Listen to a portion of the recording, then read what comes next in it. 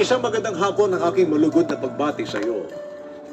Sampu ng iyong mga kasamahan sa 105.1 Brigada News FM Manila, ganun din sa libo-libo mong taga-subaybay ng palatuntunang Brigada Love Lines.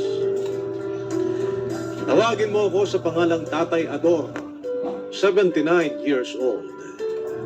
Papa A, isa na akong byudo at naninirahan dito sa may San Antonio, Quezon Province.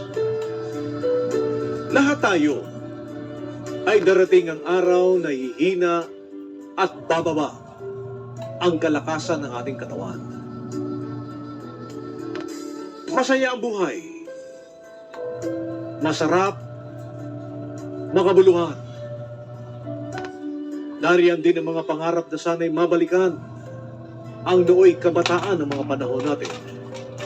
At syempre, Papa A, ang kalakasang taglay natin noong unang panahon. Pero sabi nga nila, hindi na pwedeng balikan ang nakaraan.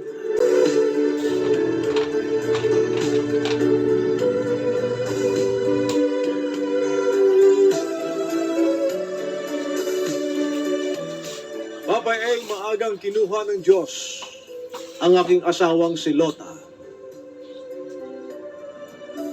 Bata pa kami noon nang ako'y nabiyudo. Anong lungkot ang aking naramdaman noon na mag-isa sa buhay. May 4 akong mga anak na pinapag-aral. Papa A, dati akong driver ng isang doktor noon. Matagal din panahon. Nakasama ko ang aking among yumaong doktor. Dito ko rin nakilala ang aking naging asawa. Kaya sa pagkawala ng aking asawang si Lota, ay ramdam na ramdam ko ang kalungkutan. Pero sa awa ng Diyos, Papa A, nakalimutan ko ang aking pagdurusa at kalungkutan. Tumayo ako bagkos ay pinag-aral ko ang aking mga anak. Sa kakarampot kong sahod noon, itiniis ko yon. Inipon para maparago ang perang hawak-hawak ko sa aking kamay. Hindi para sa sarili ko, kundi para sa aking mga anak. Talagang ginapang ko sila. Maulan or mainit, talagang nagtrabaho ako ng sobra. Puyat, hindi ko sila kasama ng isang araw o 2 araw. Ginawa ko yun, Papa A, para lamang sa kanilang magandang kinabukasan sa inaharap.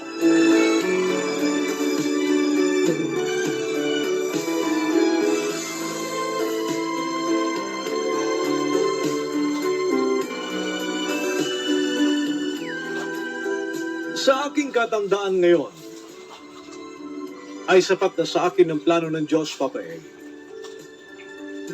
Hinihintay ko na lamang ang tamang panahon kung kailan ipipikit ng Panginoon ang aking mga mata. 79 years old na ako, Papa A. Palagay ko, okay na ang buhay kong ganito. Hindi naman sa natatakot tayong mamatay. Lahat naman tayo ay dadaan talaga sa ganito. At mawawala sa mundong ibabaw, Papa A. Pero kahit papano, mission accomplished para sa akin. Nag-iisa ako sa buhay ngayon. Nandirito sa bahay kong luma, pero matatag. Sintatag ng aking dibdib sa mga pagsubok na nilalabanan ko nung malakas pa ako. Ang bahay na dating masaya noon na tinatakbuhan ng aking mga anak nung bata pa sila, ay ganito kalungkot ngayon, Papa A. Habang ako ay nag-iisa.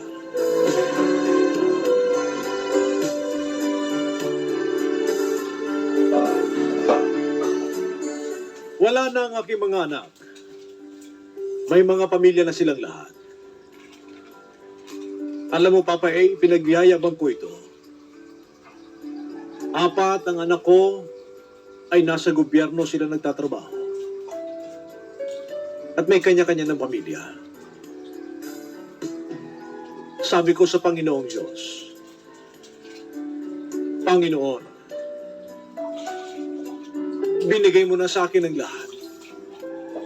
Binigyan mo ako ng mahabang buhay.